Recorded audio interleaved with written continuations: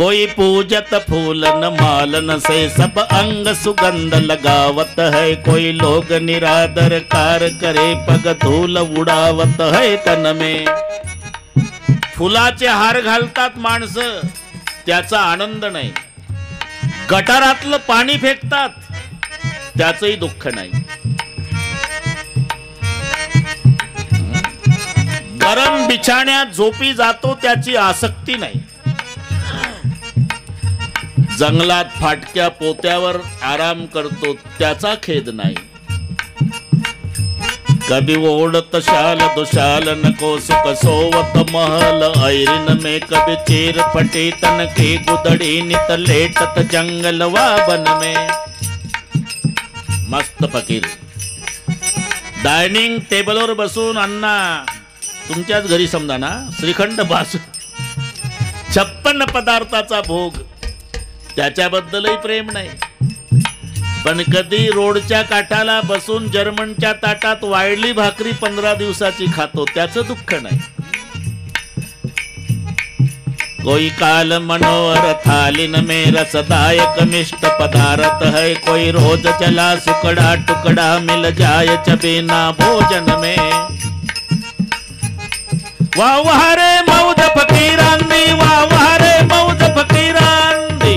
बस बस बस, तो तिथलं सांगतो. मस्त भक्तीच्या मस्तीत मस्त असणारा फकीर अकबर सरकारच्या दरबारात आला. बरं का काशीनाथ पाटील, हां जमलं. आता फकीरानं 3 वेळा सलाम केला. सरकार सिंहासनावर होता ना अकबर सरकार. 3 वेळा सलाम करून पद्धतशीर जमिनीवर बसला फकीर. सिंहासनावरचा अकबर सरकार म्हणतोय, फकीर जी हुजूर, अल्लाह के भक्त हो आप, अल्लाह के बंदे जी, तो बताइए अल्लाह क्या काम करता है. हुजूर, सवाल पूछने वाला श्रोता होता है, जवाब देने वाला वक्ता. वक्ता सिंहासन पर चाहिए, श्रोता जमीन पर. सवाल आपका, जवाब मुझे देना है. आप सिंहासन पर, मैं जमीन पर. बिरबल ते होतं सल्लागार. हा बसवा ना त्याला सिंहासनावर, जर उत्तर पाहिजे त्याला बसवा फकीराला. बसवलं. सिंहासनावर फकीर बसला आणि त्याच्या जागेवर जमिनीवर अकबर सरकार बसले. बताइए फकीर, भगवान क्या काम करता है. एक बात की कमी है सरकार. कौन सी बात की. ताज तुम्हारे सर पे है, सिंहासन पर मैं हूं, वो ताज उतार कर मेरे सर पे रखो, बाद में जवाब मिलेगा. बिरबल, हां करो 2 मिनिट. क्या होता है. आपल्या डोक्यातला राजमुकुट काढला अकबर सरकारनं, फकीराच्या डोक्यावर ठेवला आणि पुन्हा बसले जमिनीवर. अब बताओ भगवान क्या काम करता है. और एक बात की कमी है सरकार. कौन सी बात की. जब मैं तुम्हारे दरबार में आया था, आप सिंहासन पर बैठे थे, तो मैंने आपको 3 बार सलाम किया था. अब मैं सिंहासन पर बैठा हूं, आप मुझे 3 बार सलाम करो, फिर जवाब मिलेगा भगवान क्या काम करता है. बिरबल, हां आखरी तो है, करो. अकबर सरकारनं 3 वेळा सलाम करून पुन्हा बसले जमिनीवर. बताओ फकीर, अब भगवान क्या काम करता है. अब बताने की जरूरत नहीं रही सरकार. क्यों. चरितार्थ आपके सामने हो गया. मतलब 10 मिनट पहले आप सिंहासन पर बैठे थे, आपके सर पे ताज था, मैंने आपको 3 बार सलाम किया था. अब 10 मिनट के बाद मैं सिंहासन पर बैठा हूं, मेरे सर पे ताज है, और आप जमीन पर बैठकर मुझे 3-3 बार सलाम कर रहे. यही भगवान का काम है. भगवान कभी ऊपर वाले को नीचे और नीचे वाले को ऊपर बिठा देता है सरकार. उसका कौन मालिक. तो भवानी, ये कठपुतली का खेल है. कोई ज्ञानी नहीं, कोई मूर्ख नहीं.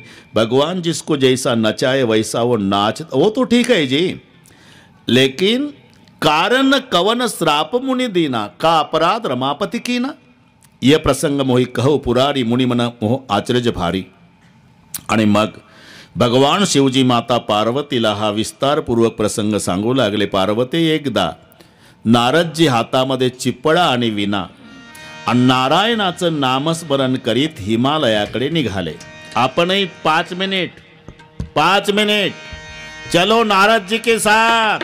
वाह वाह, शाबास. माय बहिणीलाही धन्यवाद. तुम्हाला करीत नारदजी हिमालयाकडे गेले. तिथे एक सुंदर आश्रम, त्या आश्रमामध्ये थांबले. नारदाला समाधी लागली. नारदाची समाधी भंग करण्यासाठी इंद्रदेवानं कामदेवाला पाठवलं. कामदेवानं खूप प्रयत्न केले, पण नारदाची समाधी भंग झाली नाही. शेवटी कामदेव हारला. पण कामदेवानं 3 गोष्टी केल्या: नमस्कार, स्तुती आणि हार. आणि या तिन्ही घटना अतिशय खतरनाक आहे. सावध राहा जयप्रकाशजी. स्तुती, नमस्कार आणि हार. अति गोड बोलणारी, अति नम्रता धारण करणारी, अति प्रिय बोलणारी, अति नम्र लीन होऊन आपल्या जवळ येऊन गोड बोलणारी माणसं अति धोकादायक असतात. लक्षात ठेवा. सावध राहा यांच्यापासून. त्याच्यापेक्षा तोंडावर फाडफाड बोलणारी, मनात आहे तेवढं बोलून मोकळे होणारी ही माणसं 1 नंबरची सज्जन. ते काही ठेवत नाही मनात. आणि हे गोड बोलणारी तुमच्या हातावर, खांद्यावर हात ठेवतात. आपल्याला वाटतं शाबासकीच दिली. नाही, तुम्हाला खांदा देण्यासाठी हात खांद्यावर असतो, हे लक्षात ठेवा. शाबासकी नाही ते. याला खांदा कधी द्यायला मिळेल. म्हणून ही अति स्तुती अजून कुमारी का राहिली? स्तुतीचं लग्न नाही झालं ना, कारण ती कुमारी आहे. सीताराम पाटील का? तिला जे आवडतात त्यांना ती नाही आवडत. मला वाटते मराठी कळली. आणि ज्यांना ती आवडते तिला ते नाही आवडत. का नाही कळलं? स्तुतीला सज्जन खूप आवडतात, पण सज्जनांना स्तुती आवडत नाही. इथंही लग्न झालं नाही. दुर्जनांना स्तुती खूप आवडते, पण स्तुतीला एकही दुर्जन आवडत नाही. इथंही जमलं नाही. एकटीच आहे बिचारी. स्तुती पराव्या मुखे रुचिकर. पण स्तुती, नमस्कार कशाला म्हणतात? नमः करोति ती नमस्कारः. नमून केल्या जाणाऱ्या कृतीला म्हणतात नमस्कार. नमस्कारमध्ये 2 पद आहे. एक नमः आहे, पुढे कार आहे. तो 2 टिंब दिल्यावर ह सारखा उच्चार, त्याला विसर्ग म्हणतात. नमः हरी. बरं का अश्विन? त्याला विसर्ग म्हणतात. विसर्ग निसर्ग नाही बरं, त्याच्यात ते पादा ते निसर्ग नाही, विसर्ग म्हणतो मी. व्याकरणात व्याख्या आहे. शब्दाच्या पुढे 2 टिंब दिल्यावर ह सारखा उच्चार होतो, त्याला विसर्ग असे म्हणतात. राम हरी विसर्ग. तसं नमः. आणि पुढे कार आले म्हणजे ते इंडिका कार नाही बरं का अशोक पाटील. तो क्रू धातू आहे. क्रू करोतीचं कार झालं वर्तमान कालवाचक धातू साधित विशेषणाच्या द्वारा झालं कार. महा नमः आणि पुढचा कार, या 2 मिळून शब्द जन्माला आला तो नमस्कार. मग काही म्हणतील स आला कुठून? संधीचा नियम आहे की विसर्गाचा स होत असतो संधीमध्ये. म्हणून नमःच्या पुढे जो विसर्ग होता त्याचा स झाला. तो स पुढच्या कारला वेल्डिंग झाला आणि हा नम जोडून शब्द नमस्कार झाला. नाही तर नमः करोती असे 2 पद आहे. करोती म्हणजे करणे, नमः म्हणजे नमून केल्या जाणाऱ्या कृतीला नमस्कार म्हणतात. नमस्कार. हे वेगवेगळे शब्द मी त्या दिवशी आपल्या दत्तगडावर कीर्तन मी सगळे सांगितले हे विस्तारपूर्वक. सलाम 1 हाताचा असतो. राम 2 हाताचा आहे. डोकं वाकून नमस्कार आहे. टेकवून पाया पडणं आहे. आणि दंडवत त्याच्यात काहीच उरत नसते. दंडवत दंडापरी काही नुरी नुरवावी. सलाम तुकोबारायणी सुद्धा सलाम केला बरं का चाचा. सलाम तुकोबारायचं आहे. खुदा का नाम जपना बे साहेब राजी रखना. जामुक बैठा राजा राम तू का वाको करे सलाम. आपण अभंग शोधा. सलाम हा 1 हाताचा आहे. सलाम राम राम 2 हाताचा असतो. डोकं वाकवून वाकून नमस्कार, नाही तर छाती काढून ते रगेली झाली ती नमस्कार. नमः करोती ती नमस्कार. नमस्कार केला कामदेवानी, नमस्कार केला, स्तुती केली आणि एक महत्वाचं हार घातला गळ्यात. हार, याला हार म्हणतात जयप्रकाशजी, पण याचं नाव हार नाही, पुष्पमाला नाव आहे. पुष्पमाला. याला हार का म्हणतात? त्याच्या कृतीवरून पडलंय नाव. ज्याच्या हातात हार असतो सीताराम पाटील, ते सरळ उभं राहतं, आणि ज्याला घालून घ्यायचं असते ते मान वाकवतं. हारापुढे हार मान्य केल्याशिवाय हार गळ्यात येत नसतो, त्याला हार म्हटल्या जातं. लक्षात आलं ना? हे मी का सांगतो? हे 3 गोष्टी केल्या कोणी? कामदेवाने. नारदाला नमस्कार केला, नारदाची स्तुती केली, नारदाला हार घातला. कामाला नारदाने जिंकलं, पण नारदाला अहंकार झाला, पठ्ठ्यानं काम जिंकला. पठ्ठ्यानं काम जिंकला म्हणून ब्रह्मदेवाकडे गेला. आइए बेटा कहाँ था रे? बोले समय नहीं था पप्पा. हिमालय की गुहा में बैठा था तप करने, तो उसका कामदेव आया समाधि भंग करने, म्हणजे कामदेव को हराया.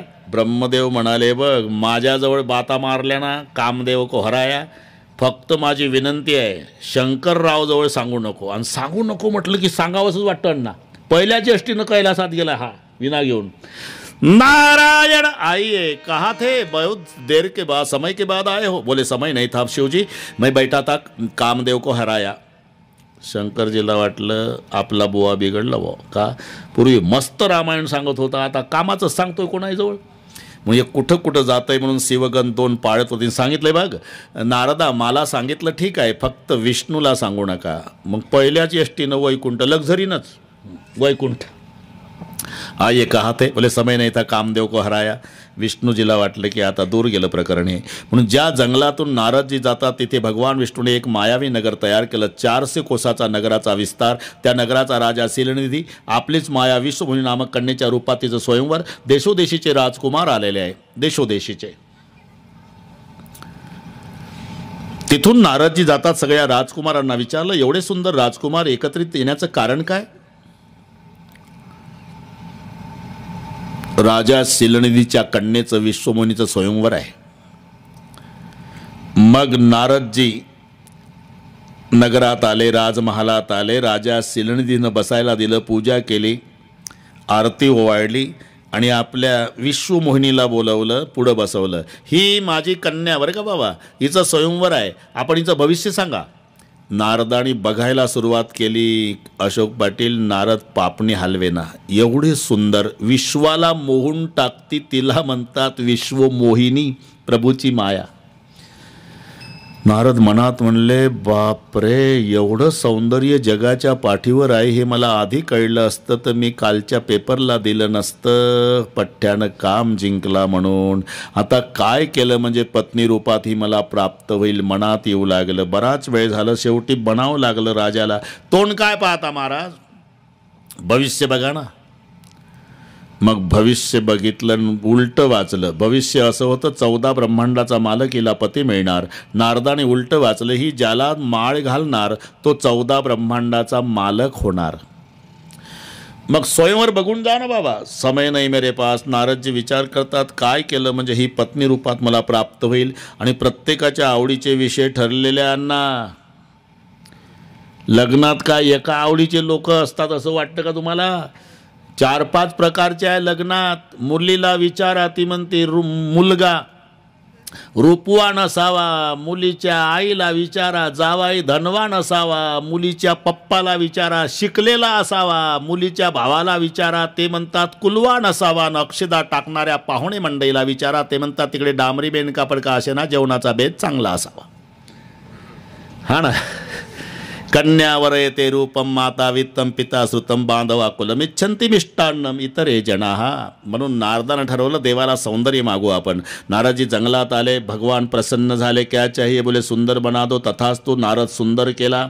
देव अंतर्धान पावले. सगळ्या नारद सुंदर केला, फक्त तोंडात बंदर ठेवला, बाकी सुंदर केला.